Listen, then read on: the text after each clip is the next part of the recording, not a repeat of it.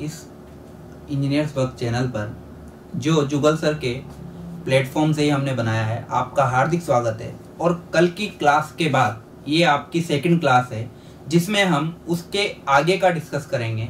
अब पहली बात तो डायरेक्ट आज का स्टार्ट करने से पहले थोड़ा सा कल का रिवीजन करें, और मुझे पूरा विश्वास है कि आप लोगों को कल का पता होगा। कैसे भाई, कल अपन ने प्रारंभ कहाँ से किया था, थोड़ा सा कल का रिपीट करेंगे। हमेशा यही अपना एक रूटीन होगा कि पहले कल का थोड़ा सा रिपीट करें, फिर उसी में से ही मैं आपको बीच बीच में कुछ क्वेश्चन पूछूंगा, आप उसका जवाब देंगे। अब आपको सर आप तो रिकॉर्डेड हो, पर आप मन में बोलोगे, मैं सुनूंगा, बिल्कुल जैसे कल सुना था वैसे आज भी सुनूंगा। तो क्या होगा कि हर एक टॉपिक जब कंप्लीट हो जाएगा उसके बाद उसमें एसएससी जेई से कौन से क्वेश्चन आए हैं, डीएमआरसी में कौन से आए हैं, आरएसीबी में कौन से आए हैं, पीडब्ल्यूडी में कौन से आए हैं, या किसी भी स्टेट एग्जाम में कौन से आए हैं, उनके अपन डिस्कस करेंगे, जितने भी होंगे और जितने भी हो पाएंगे, जिससे एक आपको पता लगेगा कि आपको जो टॉपिक पढ़ाया गया है उस टॉपिक से किस तरीके से, किस प्रकार से प्रश्न पूछे जाते हैं, किस प्रकार से क्वेश्चंस का आंसर देना है, और उस टॉपिक से वो क्वेश्चन किस तरीके से लिंक होता है। तो अब कल की अगर अपन बात करें तो आप मेरे साथ बताइए कि सबसे पहले अपन ने कल क्या देखा था। अच्छा, आप लोग कह रहे हैं बाबू सर आप तो रिकॉर्डेड हो, कैसे सुन रहे हो? मैं बिल्कुल सुन रहा हूं। आप बोल रहे हैं कि सर सबसे पहले आपने बताया था कि ब्रह्मांड में 3 आपके बेसिक मूलभूत कण थे, तत्व थे, बेसिक एलिमेंट थे। बाय लैंग्वेज क्लास है, आपको दिक्कत नहीं आएगी, चाहे आप डिप्लोमा से हो चाहे आप इंजीनियरिंग से हो, कोई फर्क नहीं है। केवल और केवल समझना आपको उसी लैंग्वेज में है जिसमें आप चाहते हैं।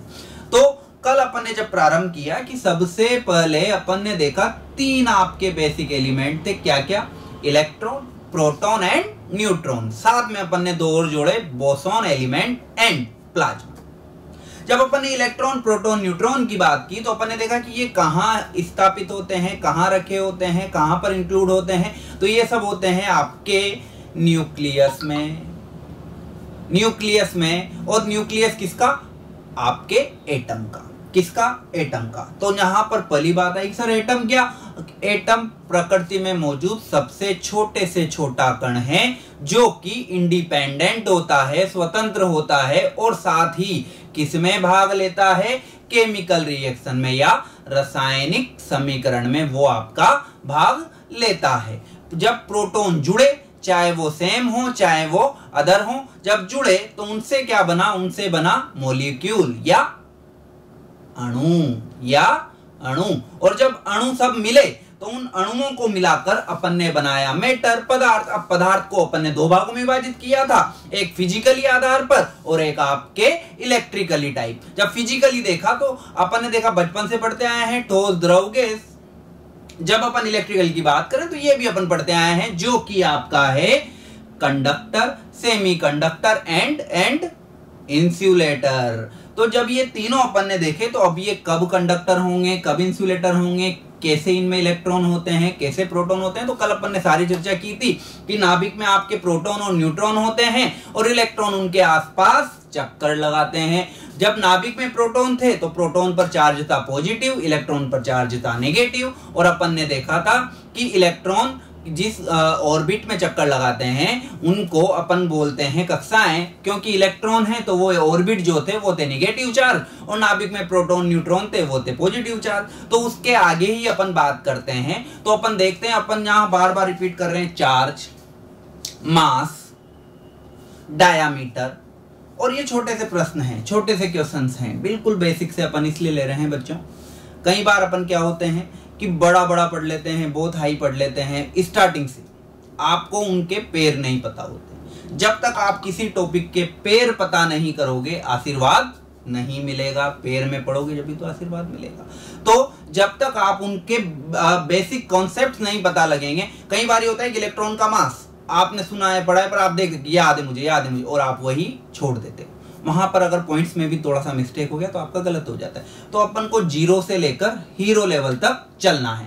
तो अपन बात करें सबसे पहले मास वगैरह की, तो यहां देखिए ये बेसिक कंसेप्ट की सेकंड क्लास है आपकी, उनमें अपन देखते हैं मास, हिंदी में द्रव्यमान।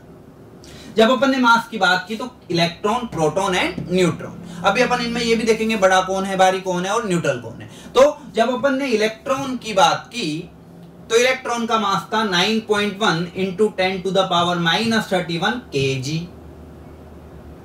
जब अपन ने इसको ग्राम में बदला तो अपन को पता है 1 kg is equal to 1000 gram.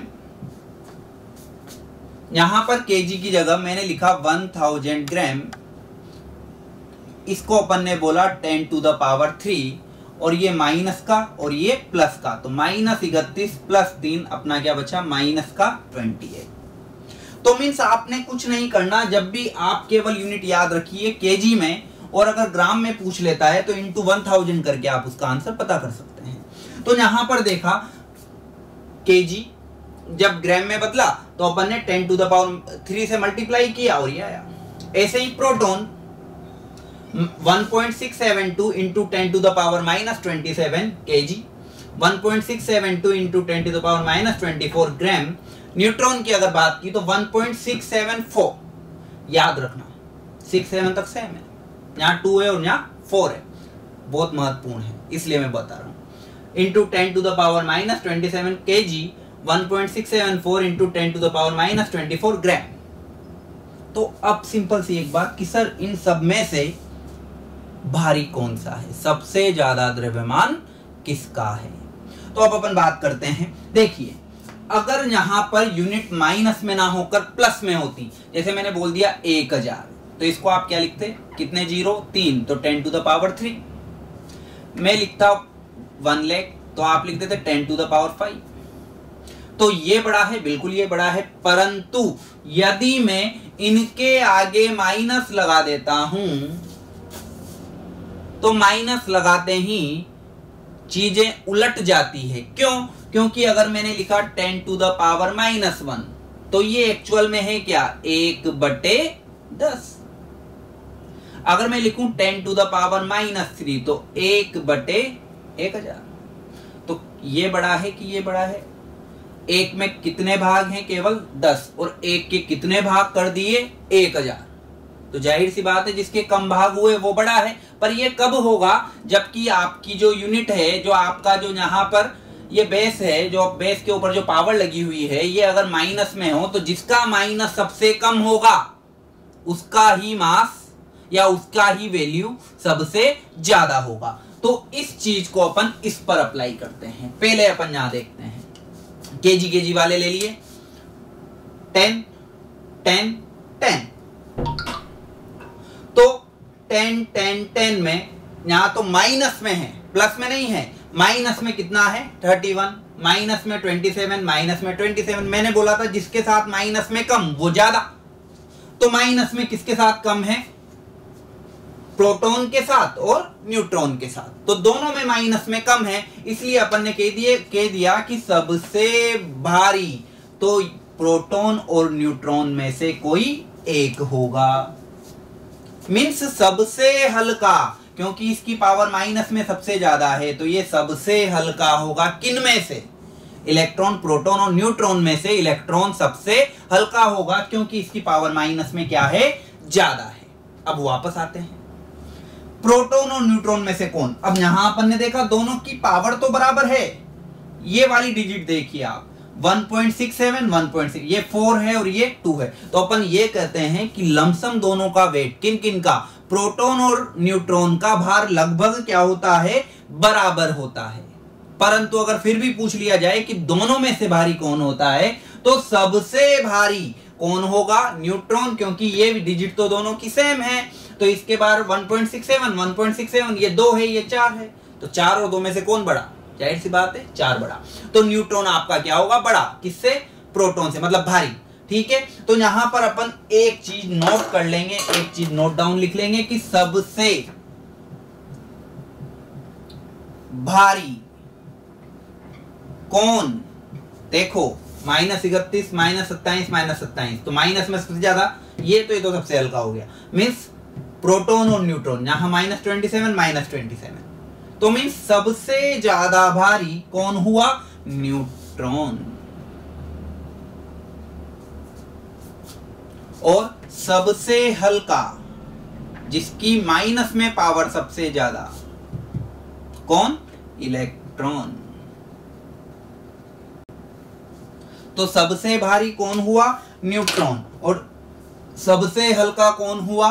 Electron. ये तो हो गई मास की बात। अब अपन बात करते हैं चार्ज की। देखो बच्चों, चार्ज अगर आपने समझ लिया तो चार्ज इलेक्ट्रिसिटी की सबसे महत्वपूर्ण इकाई है, सबसे महत्वपूर्ण चीज है जो आपने समझना है। क्योंकि आप जब भी बात करते हैं कि सर करंट लग गई, झटका लग गया, तो आप वहां पर एक्चुअल में बात किसकी करते हैं? करंट नहीं। करंट है क्या? करंट आप बोलते हैं कि सर करंट क्या है? आवेश प्रवाह की दर, a rate of flow of charge.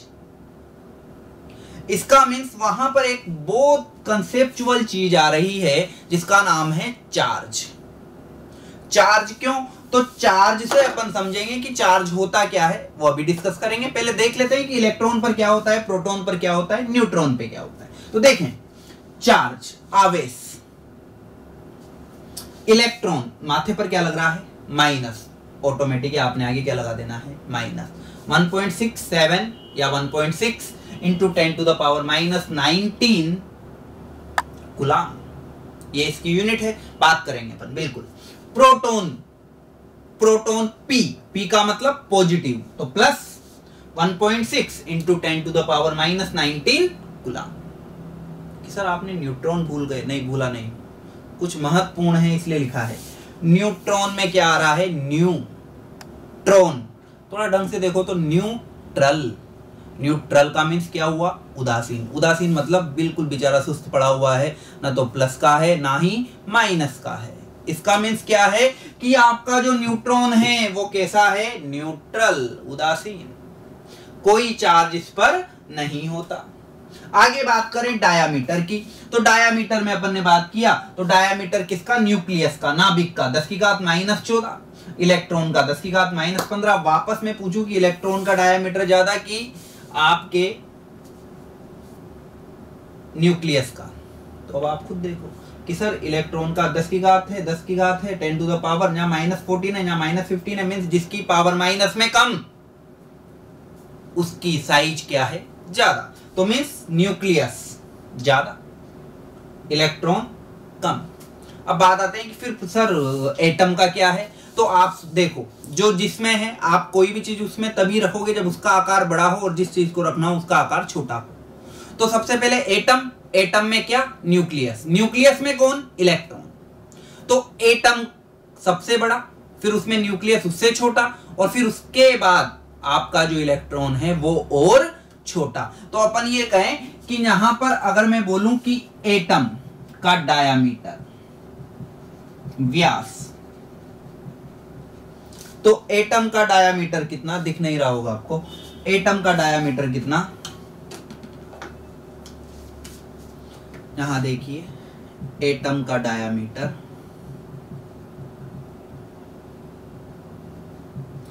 10 to the power minus 10 metre. ठीक है, तो इन सब में से अपन ने कुछ महत्वपूर्ण चीज देखी कि सबसे बड़ा कौन, सबसे भारी कौन और न्यूट्रल कौन। सबसे बड़ा कौन, सबसे भारी कौन और न्यूट्रल कौन। ठीक है, कौन है अभी बात करते हैं। पहले 5 सेकंड आप इनका स्क्रीनशॉट ले लीजिए या उतार लीजिए, नोट डाउन कर लीजिए।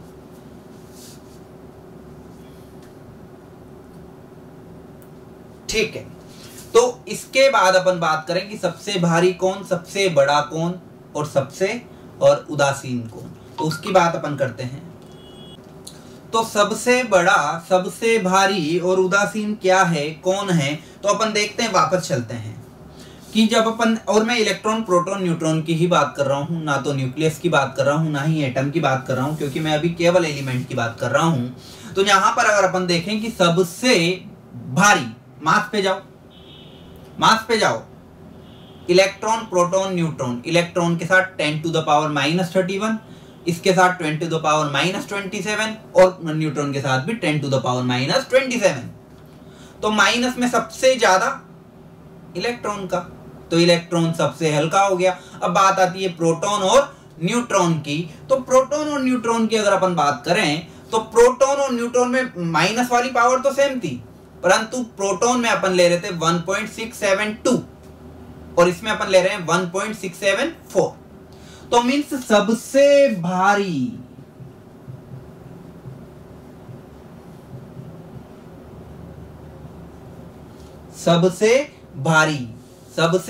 कौन है? न्यूट्रॉन।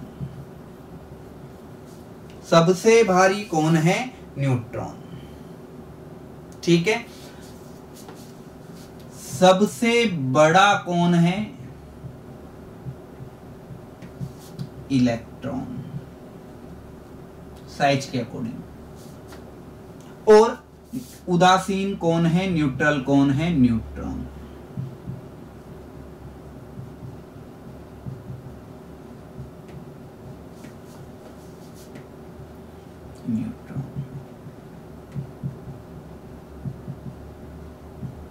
तो आपने बस एक सिंपल सी चीज याद रखनी है, बड़ा भारी उदासीन। बड़ा इलेक्ट्रॉन, भारी न्यूट्रॉन, उदासीन न्यूट्रॉन, या मैं कह सकता हूं सबसे भारी में लमसम बराबर कौन भी होता है? आपका प्रोटॉन, क्योंकि थोड़ा बहुत अंतर है, पॉइंट उसमें 0.672 है, इसमें 0.674 है, तो लमसम आप उसको बराबर मान सकते हो। तो यहां पर ये देखने की जरूरत क्यों है? एक्चुअल में अपन ने देखा, मैं आपसे कहूं कि परमाणु जबकि उसमें कोई वोल्टेज सोर्स नहीं है, कैसा होगा? बताएं कैसा होगा? देखो, अपन ने देखा कि जब तक एक तार कटा हुआ पड़ा हुआ है, रास्ते में पड़ा हुआ है, उस पर कोई सप्लाई नहीं है, तो क्या करंट देगा? नहीं देगा, क्योंकि वो है एक पैसिव एलिमेंट है, उसके लिए खुद के एनर्जी सोर्स की आवश्यकता है। तो वहां पर ऐसा क्यों है कि वो करंट क्यों नहीं दे रहा, वो झटका क्यों नहीं दे रहा?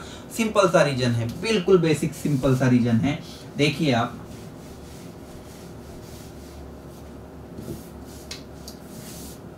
जब कोई एक्सटर्नल सोर्स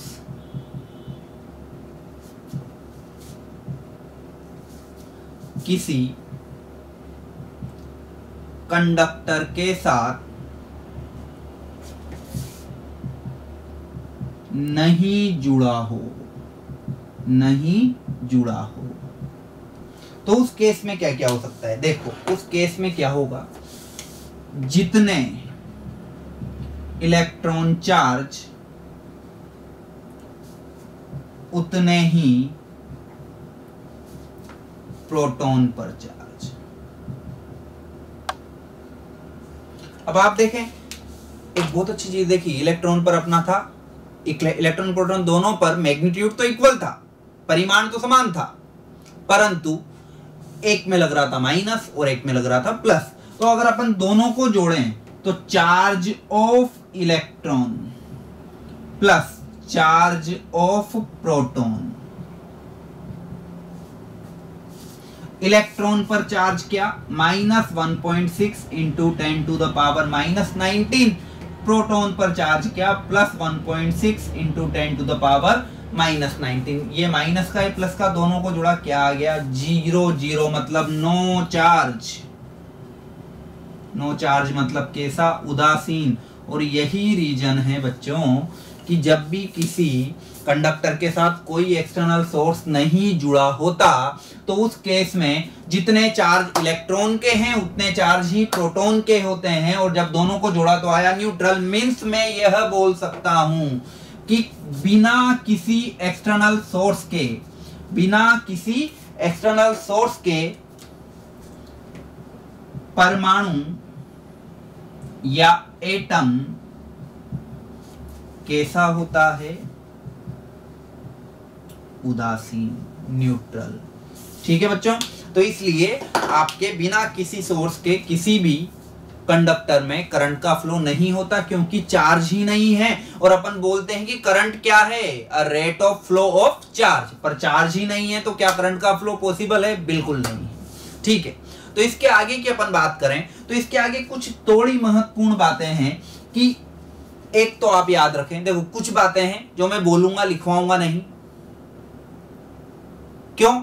आपको याद रखनी है, पढ़ा चुके, हर एक चीज लिखवाना पॉसिबल नहीं है। तो पढ़ा चुके। आप ये बताएं सबसे भारी कौन था? कि सर आप कहेंगे सर न्यूट्रॉन था या प्रोटॉन था, लमसम बराबर है। इलेक्ट्रॉन हल्का था। तो अब मैं आपसे पूछूं कि इलेक्ट्रॉन और प्रोटॉन दोनों में से कि सर इलेक्ट्रॉन भारी प्रोटॉन भारी है, कितना गुना भारी है? कई बार पूछा है। अब आप कहेंगे सर ये तो ITI लेवल पर है, JEE लेवल पर नहीं है। तो बेटा अगर वहां प्रश्न पूछ ले तो आप ये नहीं कर सकते कि ये ITI लेवल का है इसलिए हम सोल्व नहीं करेंगे। ये तो बेवकूफ वाली बात हो गई। आपको पता होना चाहिए। अगर आप पढ़ रहे हैं तो आपको इलेक्ट्रॉन का E से लेकर इलेक्ट्रॉन के N तक या इलेक्ट्रिसिटी के E से लेकर इलेक्ट्रिसिटी के Y तक सब कुछ पता होना चाहिए। जब भी तो आप एक संपूर्ण इंजीनियर कहलाओगे, क्योंकि वहां पर बड़ी चीजें भारी चीजें तो सब पढ़ेंगे। अगर कंसेप्ट छूट गए, अगर आपकी ये वैल्यू एक क्वेश्चन ऐसा जो कि आपको आ सकता था, बस नजर मारनी थी, अगर वो गलत हो गया और उसी वजह से अगर आपके एक निगेटिव पॉइंट हो गया, निगेटिव मार्क्स हो गया, तो आपका सिलेक्शन रुक सकता है बच्चों। तो उसके लिए आपको जीरो से हीरो लेवल तक आपको जाना है और बस केवल एक काम करना है, मेरे साथ दोहराना है मन में। आपको सब याद होगा, आपको सब पता होगा। तो यहां पर अगर मैं बात करूं कि आपको ये तो पता है कि इलेक्ट्रॉन आपका हल्का है, कितना हल्का है, तो अपन एक चीज याद रख लेंगे, निकाल भी सकते हैं। प्रोटॉन के मास में इलेक्ट्रॉन के मास को डिवाइड कर दो, पता लग जाएगा कितना भारी है। कौन? प्रोटॉन। तो प्रोटॉन या न्यूट्रॉन इलेक्ट्रॉन की तुलना में कितना? 1845 गुना भारी होता है। अब बच्चों ये कई बुक्स में होता है कि 1845, 1839, 1840। एक चीज याद रखनी, प्रश्न पूछने का तरीका है। मैंने आपको क्या लिखाया और गलत करके आओगे अगर ध्यान नहीं दोगे तो, क्योंकि वो आपके माइंड के साथ खेलता है। मैंने आपको बोला यहां पर प्रोटॉन या न्यूट्रॉन, किससे? इलेक्ट्रॉन से। मतलब किससे पूछ रहा है? किसका पूछ रहा है? प्रोटॉन का। किसकी तुलना में? इलेक्ट्रॉन की तुलना में। तो भारी कौन हुआ? प्रोटॉन। कितना? 1845। अब ये इसका पेपर में इसका उल्टा मिलता है कि इलेक्ट्रॉन प्रोटॉन की तुलना में, अब डेस लगा देगा, रटा हुआ है साहब सबने कि 1845 गुना भारी, 1845 गुना भारी। अरे बच्चों पूछा क्या है कि इलेक्ट्रॉन किसकी तुलना में? प्रोटॉन की तुलना में। उल्टा हो गया। तो इलेक्ट्रॉन तो हल्का है, किसकी तुलना में? प्रोटॉन की तुलना में। कितना हल्का है? 1845 गुना हल्का है। पर वो कब? जब वो किसके लिए पूछ ले? इलेक्ट्रॉन के लिए। तो यहां पर पढ़ना बहुत जरूरी है प्रश्न को, और प्रश्न को हल्का सा भी घुमा के ऑप्शन वही देता है जो आपके माइंड में होते हैं, और आप फटाफट बिना क्वेश्चन पढ़े अरे ये तो आता है, टिक कर दिया, एक क्वेश्चन गलत हो गया। कई क्वेश्चन करेंगे अपन और आप खुद कहोगे कि हाँ सर बिल्कुल ऐसा ही होता है। तो उसकी अपन को चर्चा करनी है। तो ये विशेष ध्यान रखना है आपको, ये महत्वपूर्ण पॉइंट है जो आपको याद रखना है। इसके आगे की अगर अपन बात करें तो इसके आगे अपन अब प्रारंभ, ये तो था आपके बेसिक इंट्रोडक्शन। यहां से अपन प्रारंभ कर रहे हैं अपन इलेक्ट्रिसिटी का ई। अब आपको सर ई तो इलेक्ट्रॉन हुआ, नहीं बच्चों, ई के माथे पर माइनस है, तो माइनस मतलब चार्ज। क्यों? देखते हैं क्यों महत्वपूर्ण है, यहां से ही स्टार्टिंग क्यों महत्वपूर्ण है उसकी अगर अपन बात करें तो देखिए, आप कहेंगे कि सर इलेक्ट्रिसिटी मतलब दिमाग में इलेक्ट्रिसिटी आते हैं, क्या आती? करंट, झटको, करंट झटको लग गया, हाड़ोती से हूं, समझ में आता होगा, झटका लग गया, शॉक लग गया, ठीक है। करंट की बात आती है सर, करंट या आप बोलते हैं वोल्टेज, या आप बोलते हैं आर, रेजिस्टेंस। जब इन तीनों को एक ही रूप में लिखा जाए, एक समीकरण के रूप में लिखा जाए, तो आपको समझ में आ रहा होगा कुछ V भी है, I भी है, R भी है, कि सर आप बताना चाह रहे हैं ओम का नियम V बराबर IR। नहीं, वो बात की बात है बेटा, उतना तो अपन ने अभी पढ़ा ही नहीं है। मैं केवल ये बता रहा हूं कि जब आप वोल्टेज के लिए चलते हैं तो वोल्टेज के लिए एक पढ़ा होगा KVL, करंट के लिए पढ़ा होगा KCL, नियम है ये इनके। रेजिस्टेंस के लिए आप बोलते हैं ओम्स लॉ। तो तो अगर ये तीनों चीजें अपनी कंप्लीट है तो आपका 50% इलेक्ट्रिकल खत्म हो गया। आप अगर सर क्यों, देखिए जब मैं बात करूं वोल्टेज कि सर वोल्टेज कैसे, वोल्टेज अपन बात करें पूरे पैरेलल सब कुछ अपने इंडिया में ब्रह्मांड में सब जगह सब चीजें किसमें जुड़ी हुई है, पैरेलल में वोल्टेज होता है समान, मतलब बात हो गई वोल्टेज। जब आपने वोल्टेज अप्लाई किया तो क्या फ्लो हुआ, करंट, और करंट का फ्लो का अपोज करना क्या कहलाया, रेजिस्टेंस। तो सब चीजों में तो यही हो रहा है, बल्ब में भी यही हो रहा है, ट्यूबलाइट में यही हो रहा है, पंखों में यही हो रहा है, एसी में यही हो रहा है, मोटर में यही हो रहा है, सब में यही हो रहा है। मींस इन तीनों को अगर अपन कंप्लीट कर लें बिल्कुल एक एक चीज से तो अपना काफी कुछ कंप्लीट हो जाएगा। और एसएससी जेईई और कई एग्जाम्स में बेसिक से ही आपसे प्रश्न उठाए जाते हैं और वही टॉपिक्स जो कॉमन हैं जो चलते आए हैं उनसे भी कई प्रश्न आपके पूछे जाते हैं। तो यहां पर मैंने बात किया करंट सी, यहां से ही लो करंट मतलब धारा, और करंट की अगर अपन ने बात की तो करंट में आ रहा है सी, और सी का एक और नोटेशन होता है चार्ज, दिमाग में बिठा लेना बच्चों। करंट की अगर बात करूंगा तो आपने चार्ज बोलना है, इलेक्ट्रॉन प्रोटॉन से मुझे मतलब नहीं है। आप बोलेंगे सर क्यों, अपन ये तो बोलते हैं इलेक्ट्रॉन प्रवाह की दर और ये और वो बात की बात है। इलेक्ट्रॉन प्रोटॉन इन सबकी अगर अपन बात करें तो ये एक्चुअल में है क्या, इनके ऊपर है क्या, चार्ज। तो मतलब बेसिक चीज क्या होगी, चार्ज। तो जब भी करंट सुनोगे तो आप ये कभी नहीं कहोगे कि अ rate of flow of electron, नहीं, सबके लिए अलग होगा। कंडक्टर के लिए कुछ अलग डेफिनेशन होगी करंट की, आपके सेमीकंडक्टर के लिए अलग डेफिनेशन होगी करंट की, और आपके जो एयर ट्यूब हैं उनमें करंट की डेफिनेशन अलग होगी। पर इन सब में एक कॉमन चीज होगी क्या, सी मतलब चार्ज, क्योंकि चार्ज के बिना करंट फ्लो संभव नहीं है। तो अपन ने बात की कि सर एक्चुअल में चार्ज होता क्या है। थोड़ा सा एक छोटा सा एग्जांपल लेता हूं। देखो पृथ्वी पर हो आप, छत से धक्का दिया, देंगे नहीं, एग्जांपल, पृथ्वी पर हैं आप, छत से धक्का दिया, कहां जाओगे सर, पहले नीचे और गिरने के बाद ऊपर। बिल्कुल नीचे ही क्यों गए, सर आपको पता है एक भैया थे न्यूटन, उन्होंने कहा कि जब भी कोई चीज को फेंका जाए तो ग्रेविटेशनल फोर्स के कारण वो किधर आती है, नीचे। क्या आपने रुई को गिरते हुए देखा है? आपको सर कैसी बात कर रहे हो, बहुत हल्की होती है। तो मीन्स एक महत्वपूर्ण चीज हुई कि जिसमें भी मास है, द्रव्यमान है, वही चीज किधर आएगी, नीचे। तो एक मैं एग्जांपल ले रहा हूं, एक फोर्स लिख रहा हूं, gravitational force G m1 m2 upon r का स्क्वायर। कि सर आप ये फिजिक्स क्यों, नहीं फिजिक्स नहीं है बेटा, इलेक्ट्रिकल से इसको लिंक करते हैं। ये फोर्स है किनके, दो मास के बीच में जो फोर्स होता है, अट्रैक्शन फोर्स अगर है तो प्लस आ जाता है, और अगर रिपल्सन है तो माइनस आ जाता है। पर गुरुत्वाकर्षण जो है, ग्रेविटेशन, वो तो अट्रैक्शन फोर्स है, तो इनमें प्लस आएगा। तो जैसे ही प्लस लिया तो G m1 m2 by are square, यहां पर चीज है m1 और m2, ये दोनों एक दूसरे से क्या हो रहे हैं, अट्रैक्ट हो रहे हैं। इसको अगर अपन इलेक्ट्रिसिटी पे अप्लाई करें तो यहां पे भी मैंने लिखा फोर्स कौन सा, इलेक्ट्रिकल, F, G की जगह मैंने लिखा K, M की जगह मैंने लिखा Q1, इसकी जगह मैंने लिखा Q2, अपॉन क्या लिख दिया, दोनों के बीच की डिस्टेंस R स्क्वायर। तो ये फोर्स क्या है कि सर ये फोर्स है electrical force K Q1 Q2 by R square. Means यदि मैं मास को छोटे से छोटा करता जाऊं तो जब उनके ऊपर कुछ चार्ज बचेंगे तो उन चार्ज के मध्य जो भी, वापस सुनना, उन चार्ज के मध्य जो भी कौन सा फोर्स, अट्रैक्शन फोर्स होगा, वो अट्रैक्शन फोर्स ही उनके ओवरऑल चार्ज को नोटिफाई करेगा।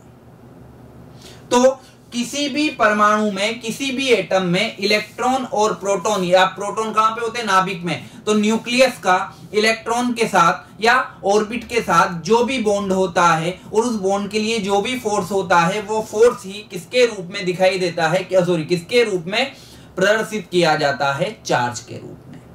तो एक्चुअल में अपन ने बात की कि चार्ज क्या है, और चार्ज को अपन देख चुके हैं, इलेक्ट्रॉन पर होते हैं, प्रोटॉन पर होते हैं और न्यूट्रॉन पर उदासीन होते हैं, मतलब कोई चार्ज नहीं होते हैं। तो अपन ने बात की सर चार्ज क्या है, तो चार्ज अपन कहेंगे कि किसी भी न्यूक्लियस का अपने ऑर्बिट में उपस्थित इलेक्ट्रॉन के साथ जो भी अट्रैक्शन फोर्स होता है वही क्या कहलाएगा, चार्ज। अब बच्चों बात सुनना, आप चार्ज लो, आप मास लो, आप कुछ भी लो, आपको एक चीज याद रखनी है, यूनिट। क्या याद रखनी है, यूनिट। क्यों यूनिट इसलिए याद रखनी है क्योंकि यूनिट का एक भी प्रश्न, अब चार्ज किया आपने सुना है सर कुलाम कुलाम कुलाम, सबको पता है कुलाम नहीं आएगा। चार्ज किससे बना है, उसका फॉर्मूला क्या है, उस आधार पर आपके यूनिट पूछे जाते हैं। तो उनको अपन पर्टिकुलर एक एक यूनिट को कौन कौन से पॉसिबल हो सकते हैं सब लिखेंगे। तो यहां पर फर्स्ट टॉपिक अपन आज स्टार्ट कर रहे हैं और वो है आपका चार्ज, वो है आपका चार्ज।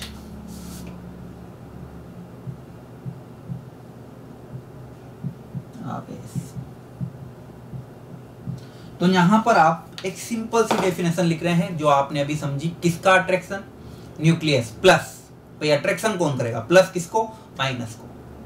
अगर आप भी खुद के जीवन पे लें तो आप अट्रैक्ट होते हैं अपने अपोजिट की ओर, होते हैं, जाहिर सी बात है, इंजीनियरिंग स्टूडेंट है, इतनी बात तो समझेंगे।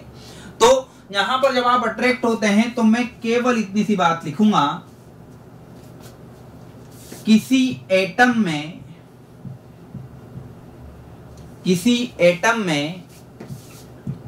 न्यूक्लियस का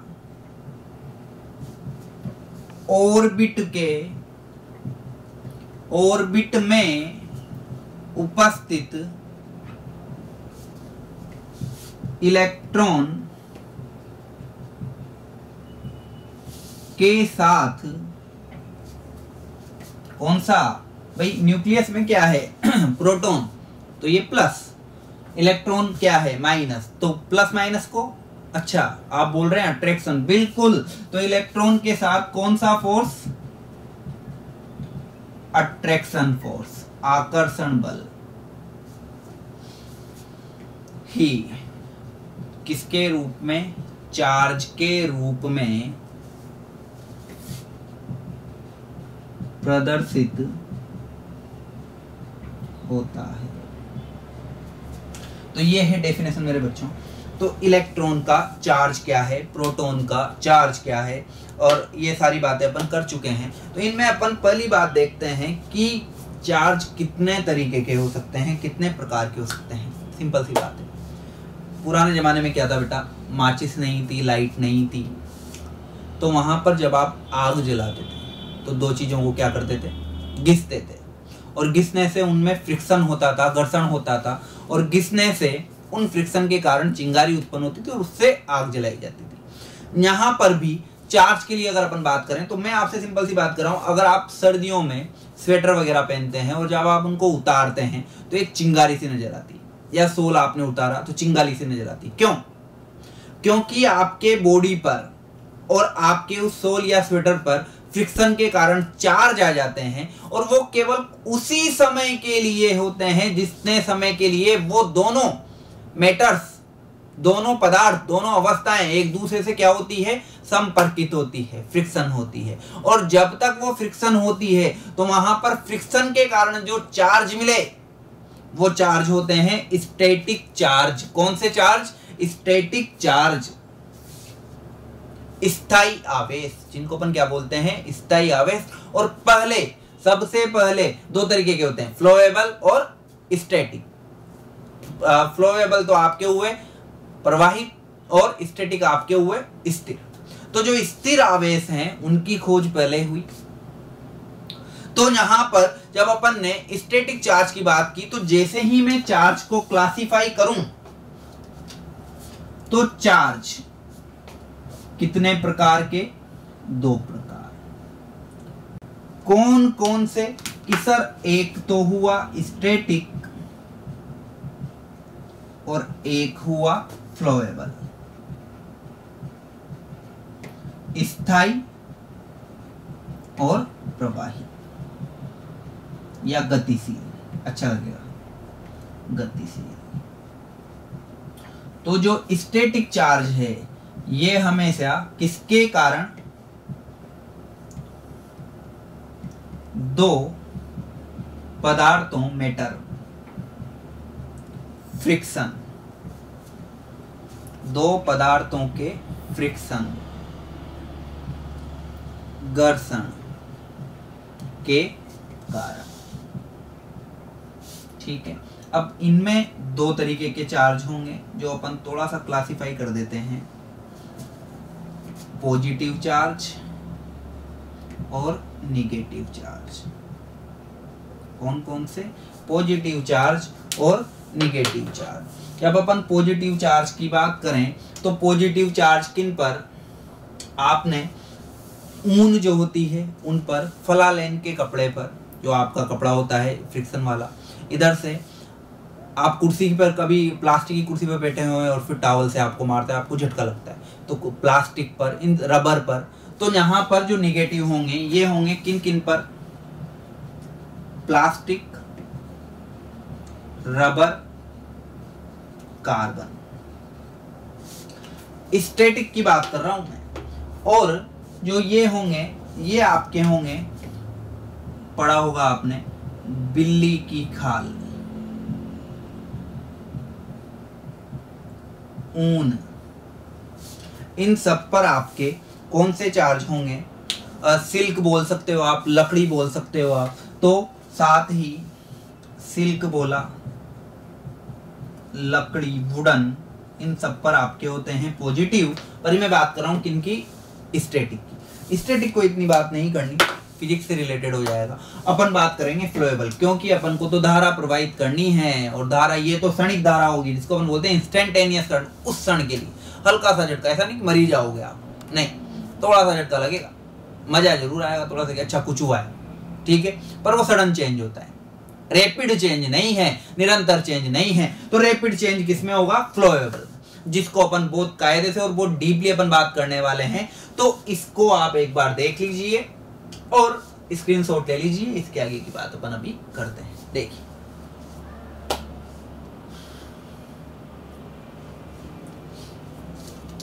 ठीक है बच्चों, तो इसके आगे की बात अगर अपन देखें तो अगला अपना चार्ज है कौन सा? फ्लोएबल। तो फ्लोएबल चार्ज की अगर अपन बात करें,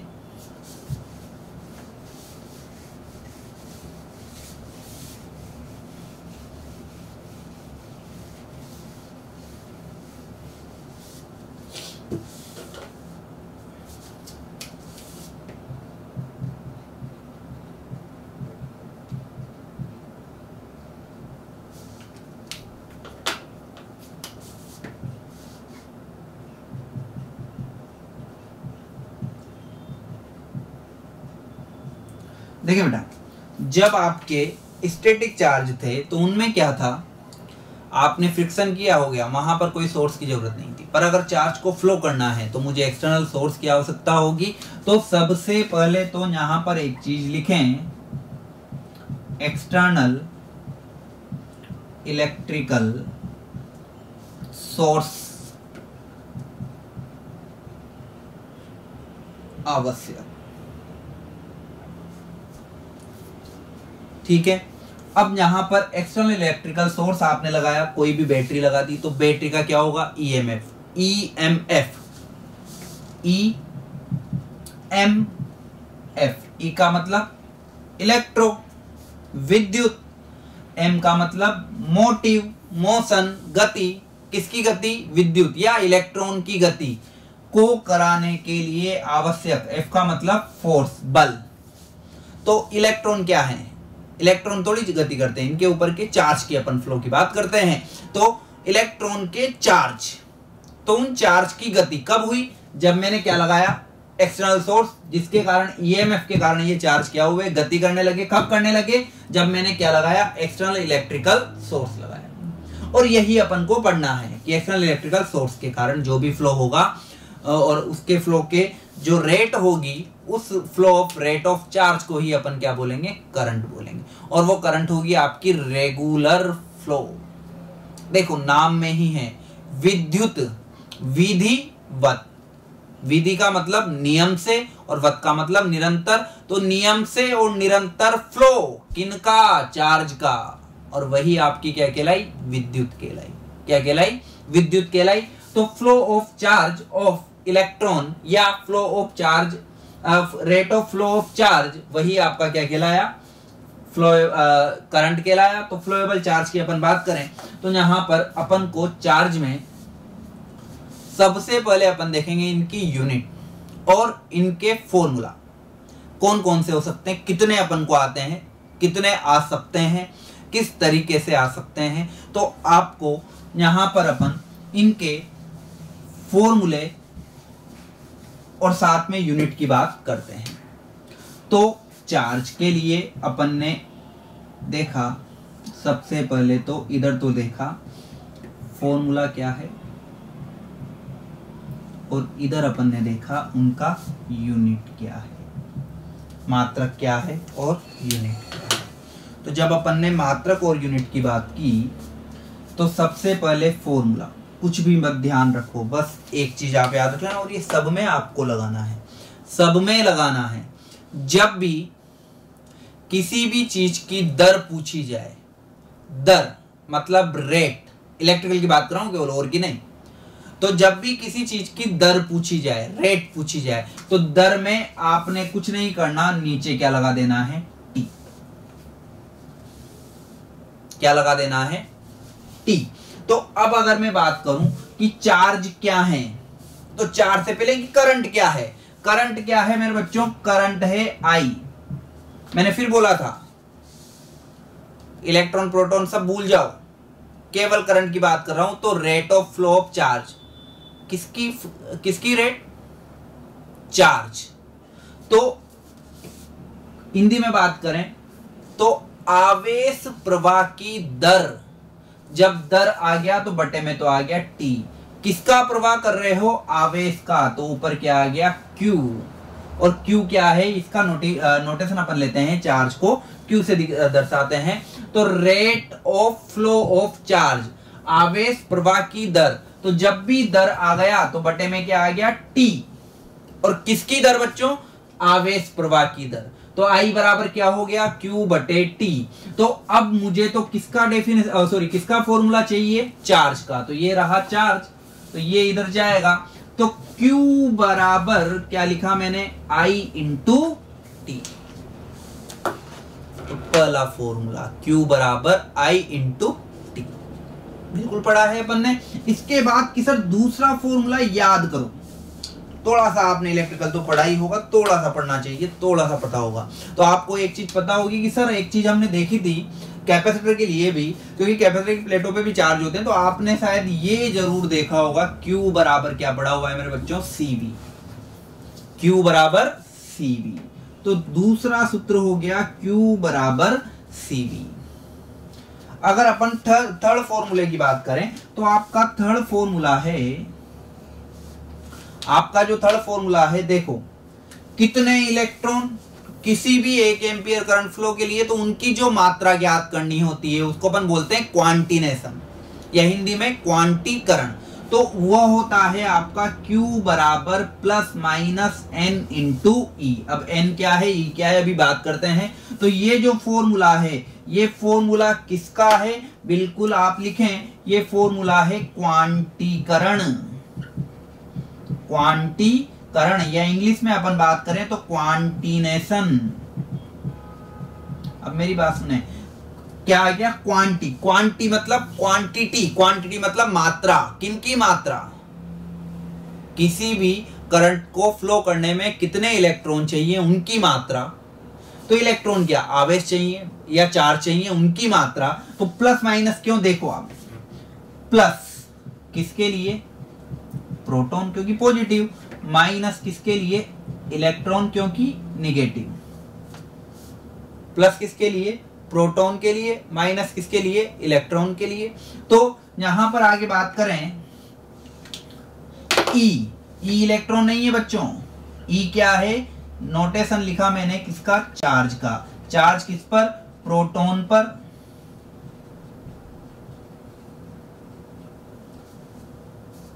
कितना, minus 1.6 sorry plus 1.6 into 10 to the power minus 19 coulomb. और यहीं पर ही अपन ने देखा, पीछे दिखेगा नहीं, यहीं पर ही अपन ने देखा इलेक्ट्रॉन पर चार्ज -1.6 इंटू 10⁻⁻19 कूलम। तो अब देखें बेटा इस फॉर्मूले को कैसे अप्लाई करते हैं। देखें क्यों निकालना है आपने टोटल, मान लिया 15 इलेक्ट्रॉन है या 15 प्रोटॉन है, तो n बराबर तो आपने लिख दिया 15।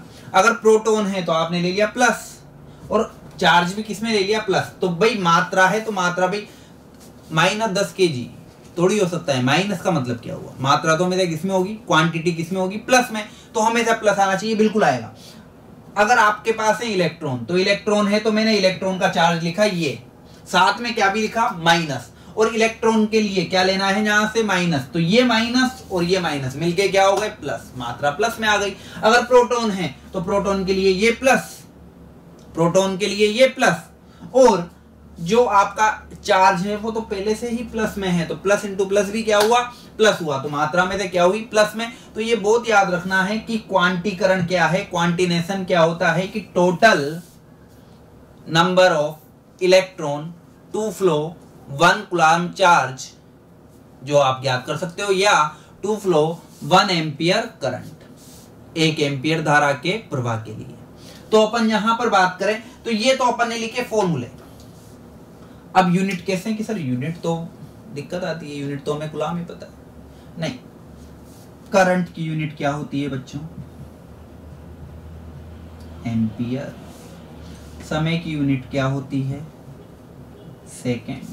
तो एम्पियर और ये दोनों आपस में मल्टीप्लाई हैं, तो फर्स्ट मैंने लिखा एम्पियर इनटू सेकेंड, मींस यदि 1 एम्पियर करंट 1 सेकंड तक फ्लो की जाए तो आपका क्या होगा, 1 कूलम चार्ज फ्लो होगा। तो ये पहला यूनिट है। अगर आपके पर में भाई एम्पियर इनटू सेकंड क्या होता है, अगर अब कि सर एम्पियर सेकंड पता कितनी याद रखेंगे, मत याद रखो, एम्पियर इनटू सेकंड। आप एम्पियर किसका नोटेशन है भाई, आई का, सेकंड किसका है, टी का, तो आई इंटू टी दिमाग में आएगा। अगर फॉर्मूला याद है, आई इंटू टी किसके बराबर होता है, क्यू, और क्यू का मात्रक क्या होता है, कूलम। हो गया, हो गया।